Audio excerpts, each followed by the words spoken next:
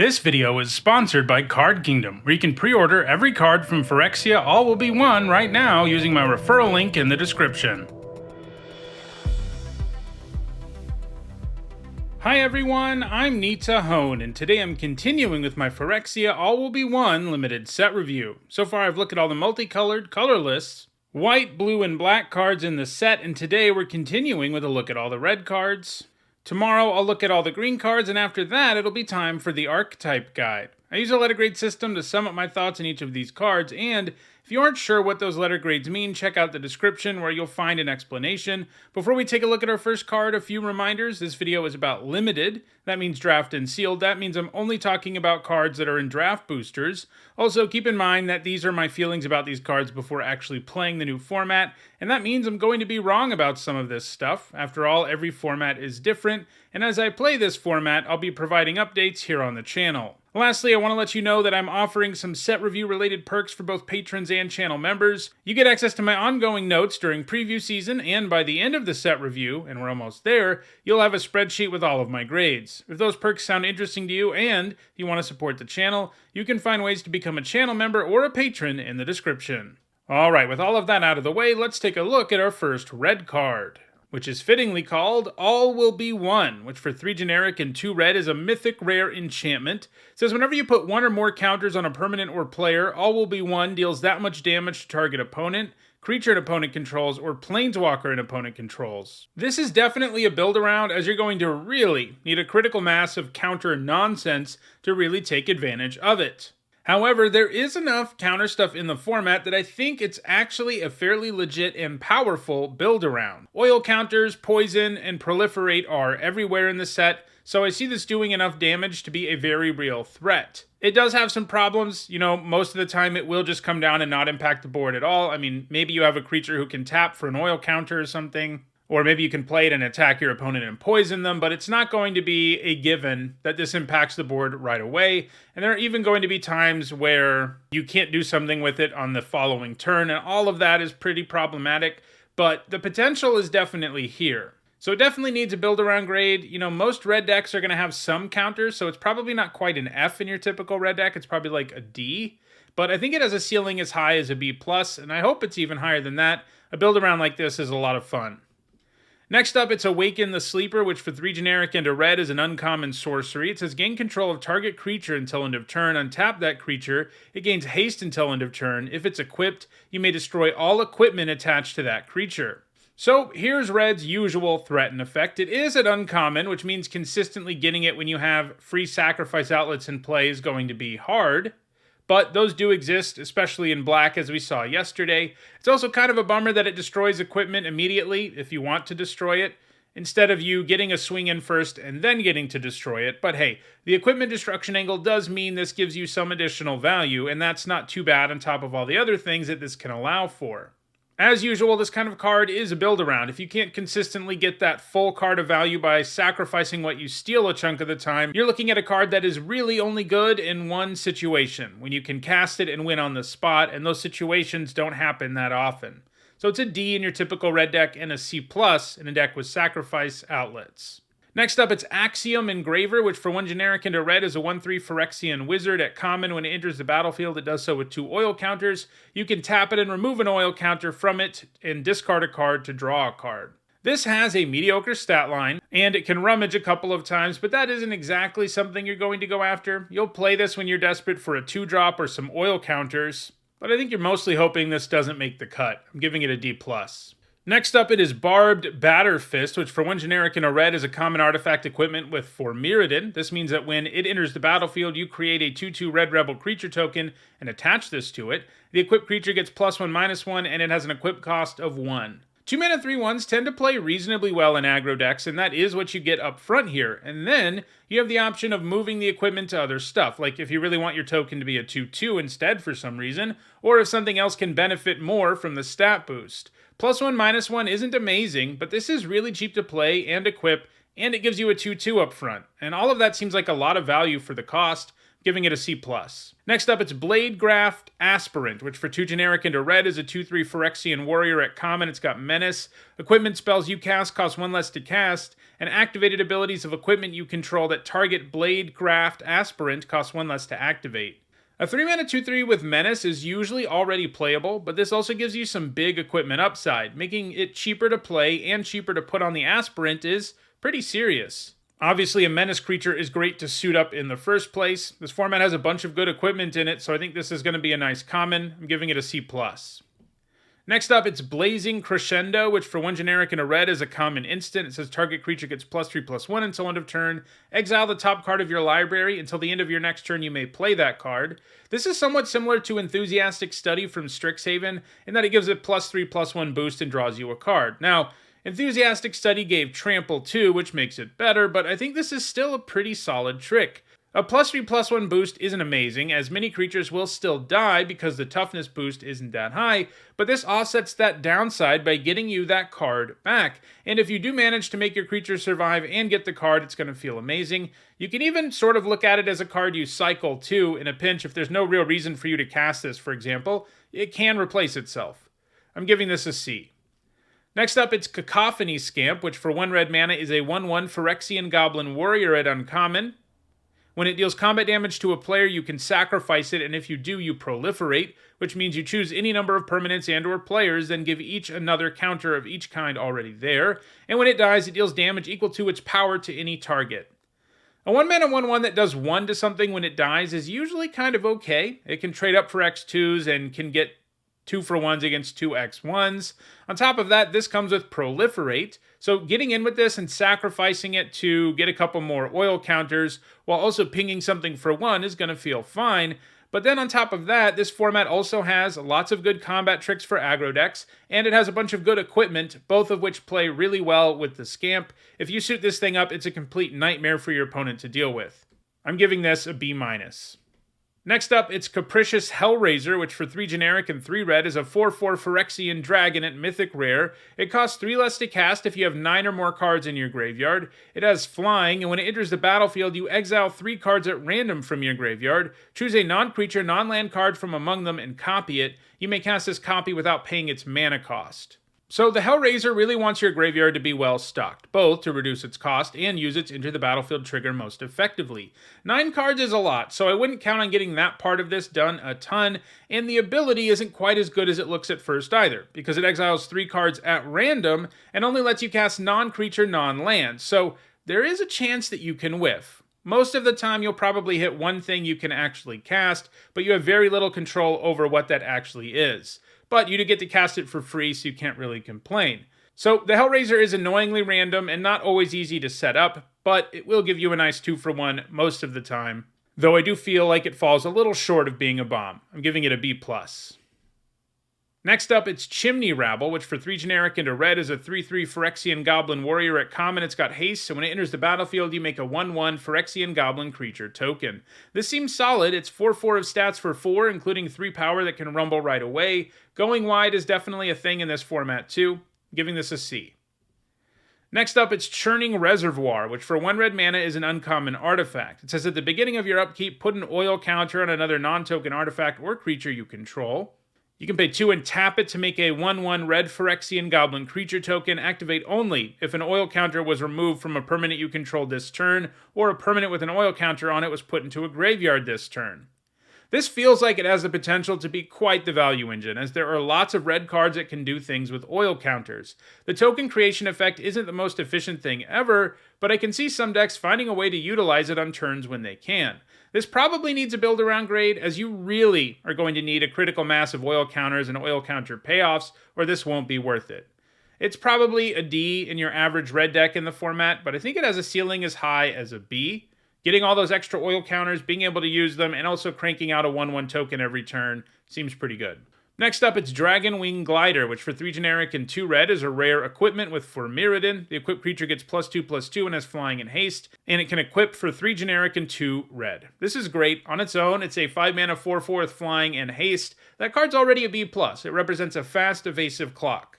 And this is even better for the same reason all these Mirrodin cards are so good. You can choose to move the boost around while holding onto the token, or if your opponent destroys the equipment or the first thing that's equipped to it, you still have something left behind. This does just enough to get into the lower bomb range. I'm giving it an A-. Next up, it's Exuberant Fuseling, which costs 1 red mana for a 0/1 Phyrexian Goblin Warrior at uncommon. It's got Trample. It gets +1/+0 for each oil counter on it. When it enters the battlefield, and whenever another creature or artifact you control is put into a graveyard from the battlefield, put an oil counter on Exuberant Fuseling. If you play this on turn 1 and can back it up with tricks and equipment and stuff, it's going to be a real problem for your opponent, but that's a lot of stuff you have to do, and if you draw this late, it's going to be pretty mediocre. I'm giving it a C. Next up, it's Forgehammer Centurion, which costs 2 generic and a red. For a 3/2 Phyrexian Warrior at common, whenever another creature or artifact you control is put into a graveyard from the battlefield, put an oil counter on Forgehammer Centurion. Whenever it attacks, you may remove 2 oil counters. When you do, target creature can't block this turn. This isn't as good as some common red cards we've seen that make something unable to block, which are often like the best common in the color, because the setup here is fairly significant. But when it can use that ability, it does really open the floodgates on your opponent. Red does have lots of ways to enable this, to get the oil counters on it and everything else. I'm giving it a C.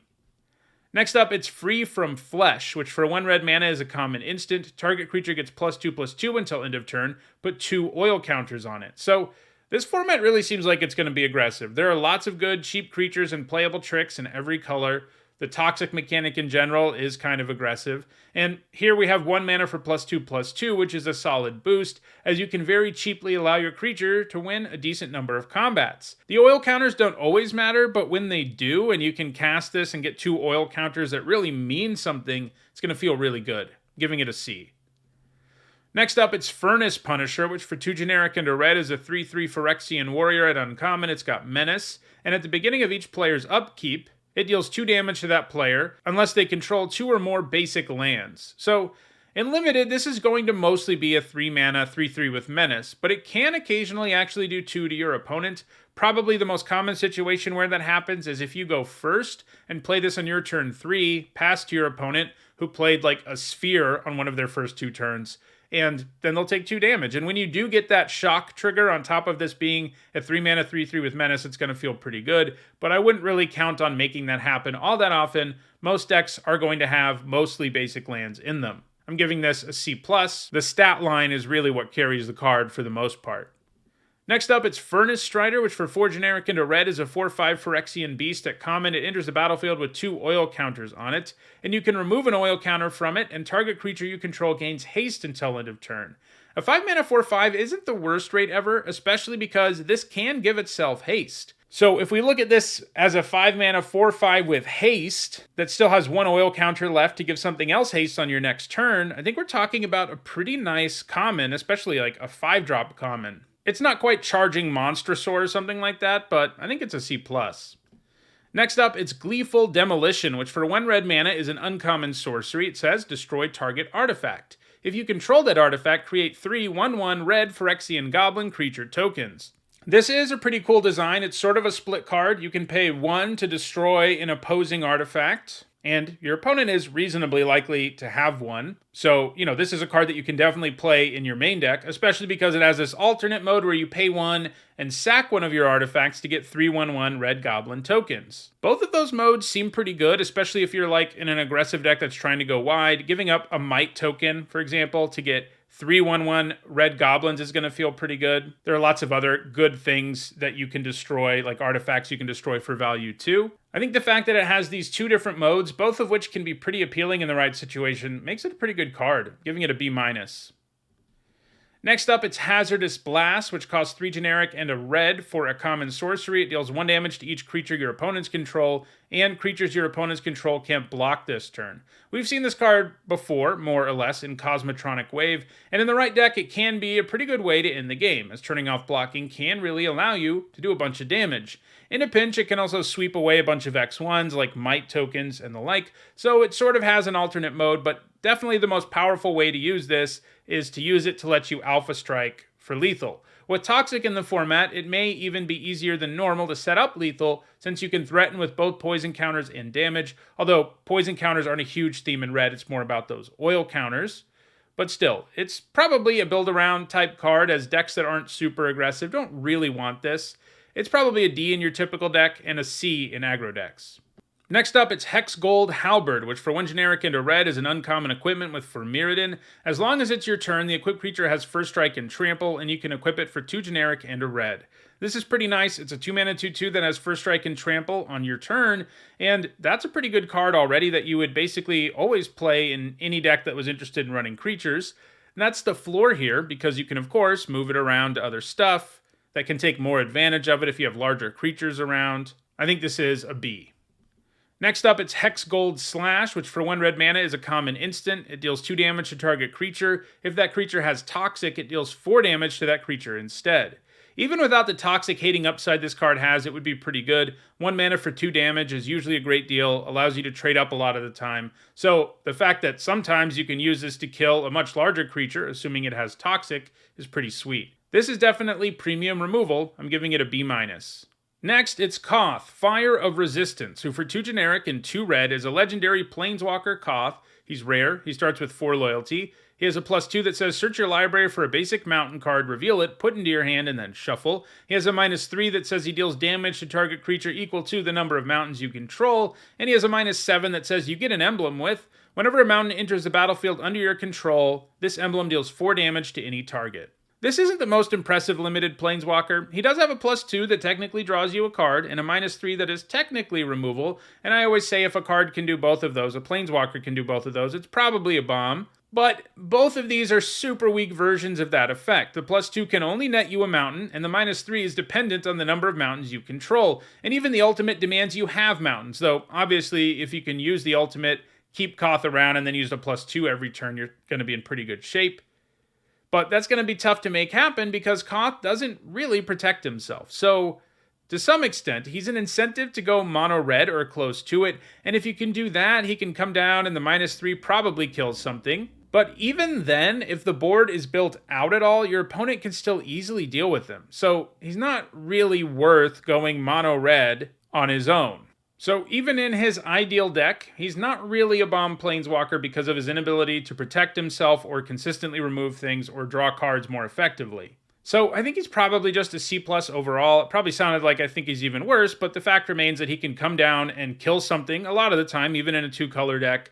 And, you know, if you're ahead or at parity, he can then start using his +2 for value, and you'll be in pretty good shape, but you really do need to be either ahead or in a pretty stable state, or playing Koth isn't really going to help you that much. Next up, it's Kuldotha Cackler, which for 2 generic and a red is a 2/3 Phyrexian Hyena at common. It has Trample, and when it attacks, it gets +X/+0 until end of turn, where X is the number of permanents you control with oil counters on them.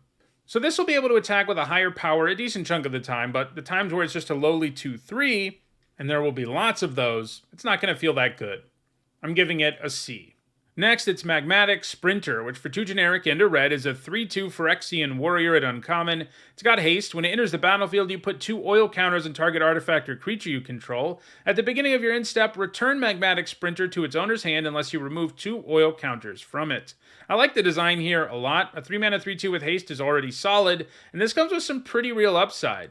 You can use it to put oil counters all over the place every turn while also playing this 3/2 haste every turn. Or you can put the oil counters on itself if you really want it to stick around for a couple of turns. So it's an efficient creature that really has huge upside with all the oil counter stuff going on. I'm giving it a B. Next up, it's Molten Rebuke, which for 4 generic and a red is a common sorcery. Choose one or both. Molten Rebuke deals 5 damage to target creature or planeswalker. Destroy target equipment. Here is red's usual mediocre, like 5 mana deal 5 removal spell at sorcery speed. As usual, it's super clunky, and firing it off on something that is cheaper than it feels terrible, and that's going to happen a lot. Destroying equipment matters a little for sure, but the fact that most equipment in this format has Mirrodin probably means that you don't even get a full card of value if you do that. Obviously, if you can use this to kill like a big creature and blow up a problematic equipment, it'll feel good. Basically, what I'm saying is those situations won't happen all that often, and this is the kind of removal that you'll run when you just didn't get the better stuff. I'm giving it a C. Next up, it's Nihiris Sacrifice, which for 1 generic and a red is an uncommon sorcery. As an additional cost to cast it, sacrifice an artifact or creature with mana value X. It deals X damage divided as you choose among any number of target creatures. This does have some potential. Dividing damage is always strong, as you get the ability to take down multiple things, but that certainly gets less attractive when the card asks you to 2-for-1 yourself up front, and that's what this wants you to do. You can't even do something like give up a token, since it won't really do any damage. So what you need to do here is sacrifice something with high mana value that maybe has a death trigger or enter the battlefield ability. At that point, you are mitigating against 2-for-1ing yourself, but that's still a narrow subset of cards that are going to feel worthwhile to sacrifice. I'm giving this a D. Next up, it's Oxida Finisher, which for 5 generic and 2 red is a 7/5 Ogre Rebel at uncommon. It has affinity for equipment, so it costs 1 less for each equipment you control, and it has trample. Paying 7 for this is bad, 6 is medium, and 5 is pretty nice. Getting it lower than that is sort of unlikely, even with Mirrodin around. It will be easier than normal to run multiple equipment in your deck, because, normally the downside is if you have too much equipment in your deck, you don't have enough creatures to equip, but because they all make creature tokens, that's not going to be as much of a problem, but it's still going to be hard to drop this below 5. But I think you can consistently cast it for 5, occasionally 4. I'm giving it a C.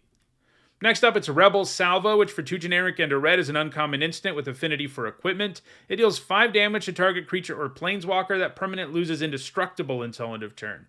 This is obviously an amazing removal spell. Even in a deck with 0 equipment, it's premium. It kills almost everything and can very easily trade up. So once you're lowering its cost at all, even by 1, it's going to be really silly. I'm giving it a B. Next up, it's Red Sun's Twilight, which costs X and 2 red for a rare sorcery. Destroy up to X target artifacts. If X is 5 or more, for each artifact destroyed this way, create a token that's a copy of it. Those tokens gain haste. Exile them at the beginning of the next in step. While this format has a lot of artifacts, and sometimes you really can wreck your opponent with this card, there aren't so many that this card is going to feel amazing regularly. Destroying Mirrodin equipment will be sweet, because you get to keep the 2/2 that they make when you make a copy. And destroying creatures is likely to give you some nice value too, since you can attack with them. This is, of course, only if you're paying 5 or more. But on average, I don't think this card will be a bomb like the 3 Twilights we saw earlier this week. It's definitely a main deck card. There's definitely enough artifacts that sometimes this will wreck your opponent. But there's also going to be board states where they have like 1 artifact, and casting this is pretty medium. Worth noting, you can still pay 5 or more if you want to, because it says up to. So if your opponent only has 1 artifact and it's amazing, you can pay the 7 if you have it to destroy it so that you get a copy for a turn. I think this tops out around a B. Next up, it's Resistance Skywarden, which costs 3 generic and 2 red for a 5/5 Ogre Rebel at uncommon, and it has Menace and Reach. This is a nice rate, and that's good because that's all this card has. It's just a French vanilla creature. Menace and Reach are a bit awkward together, since one is an aggressive keyword and the other is defensive, but it also means this can do a reasonable job as an attacker and a reasonable job as a blocker. It certainly isn't exciting, but it seems like a fine 5-drop. I'm giving it a C+. Next up, it's Sawblade Scamp, which for 1 red mana is a 1/1 Phyrexian Beast at common. It's got haste. When you cast a non-creature spell, you put an oil counter on it, and you can tap it and remove an oil counter to do 1 damage to each opponent. This is kind of doing an impression of Thermo Alchemist, and that card has been great in spell decks in several formats at this point. This does die much easier, but it only costs 1, so your opponent won't really be able to trade up for it or anything, and if it sits around in play in your spell-heavy deck, it will chip in for some damage. Now, it's definitely worse than the Alchemist, because the Alchemist can do damage without the help of spells or oil counters. It just does more when you have them. The Scamp doesn't do anything when you can't find your spells or oil counters, and that will happen sometimes, so it's probably just a C. Next up, it's Shrapnel Slinger, which for 1 generic and a red is a 2/2 artifact creature Phyrexian Beast at common. When it enters the battlefield, you can sack a creature. When you do, destroy target artifact an opponent controls. This can kill a decent number of creatures in the format, and there are plenty of non-creature artifacts it can deal with too. Sacrificing a Might or something else expendable seems particularly nice, and it means this card sort of has a use case in 2 different stages of the game. You can play it on turn 2 as a 2-mana 2/2, which isn't exciting, but sometimes you need a 2-drop, and then in the later stage of the game, it can actually impact the board. I'm giving it a C+. Next up, it's Slowbad Iron Goblin, which for 2 generic and a red is a 3/3 legendary Phyrexian Goblin Artificer at rare. You can tap it and sack an artifact to add an amount of red equal to the sacrifice artifact's mana value. Spend this mana only to cast artifact spells or activate abilities of artifacts. So, it's a good thing this has decent stats because I think this ability isn't very useful in most situations. You can definitely find times where sacrificing something with this can net you some mana to cast something else or use an ability, but more often than not, it won't do anything. But it is a 3 mana 3/3 with upside, so it's hard to go below a C.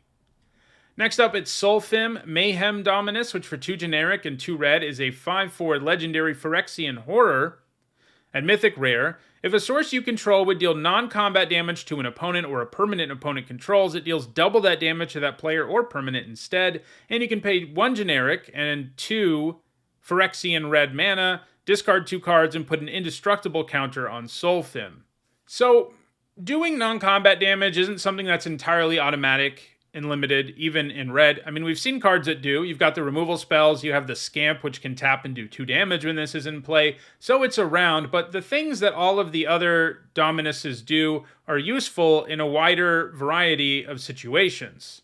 Most of the time, you're going to have like 3 cards in your deck that this enhances, and that's fine, but it's not insane or anything. And the way this becomes indestructible is also a little more challenging too. The others can all become indestructible sort of based on what they help you do. This one just randomly has you discard cards, which is a thing, but if you don't have expendable cards, it's not really going to be worth it. You do obviously have an efficient creature that's going to make several cards in your deck better, and it can become indestructible, so it's still good. It's just not as good as any of the others in the cycle. I'm giving it a B.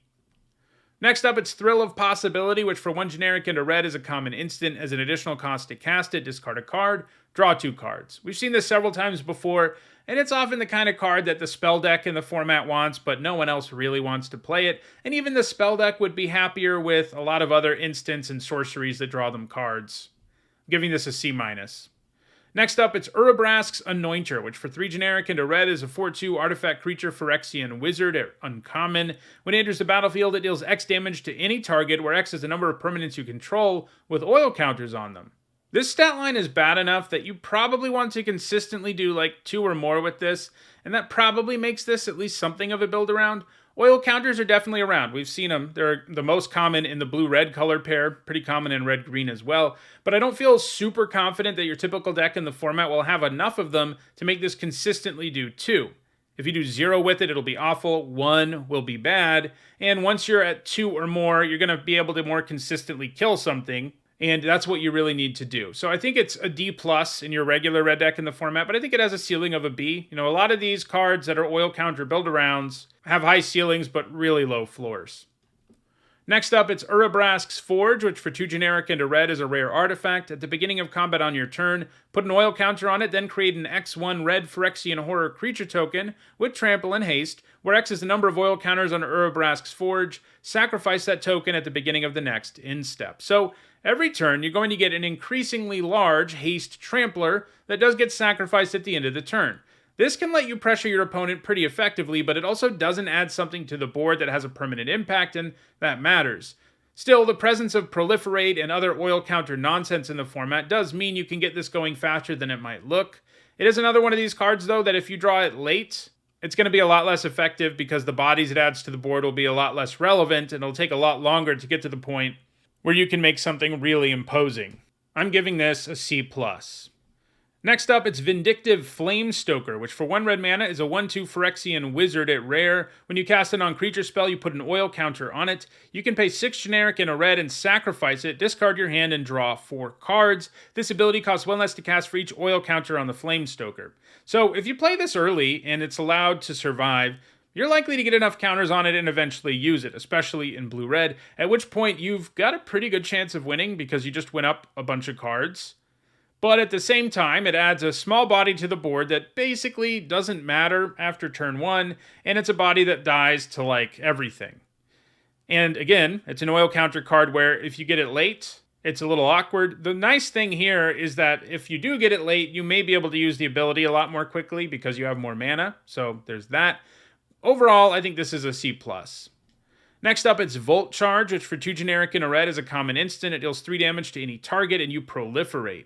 This is a reprint of a card that was great last time. 3 mana for 3 damage and instant speed is usually pretty close to a B-. It isn't always going to be able to trade up, but being able to go after your opponent and being instant speed means you're getting a good deal. Proliferate is a big addition here. We've seen all these red cards that have oil counters. Of course, also works with poison counters. If you happen to have a Planeswalker, it works with loyalty counters. This makes for a really good common. I'm giving it a B-. And our last red card is Volshock Splitter, which for 3 generic and a red is a common artifact equipment with 4 Mirrodin. The equipped creature gets +2/+0, and it can equip for 2 generic and a red. So, this is effectively a 4 mana 4/2 when it comes down, one that leaves behind a clunky piece of equipment. Neither of those things is that impressive for 4, but the initial creature you get softens that blow, and there's lots of equipment and artifact payoffs in the set. I think that makes this a C. So, those are my thoughts on all the red cards in the set. Tomorrow I'll be back to talk about all the green cards. If you enjoyed this video, don't forget to like it and share it so that others can enjoy it too. If you want to make sure you catch the rest of this set review and you haven't already subscribed, hit that subscribe button. If you want to catch up on the set review so far, you should see the playlist on your screen shortly. Thanks for watching.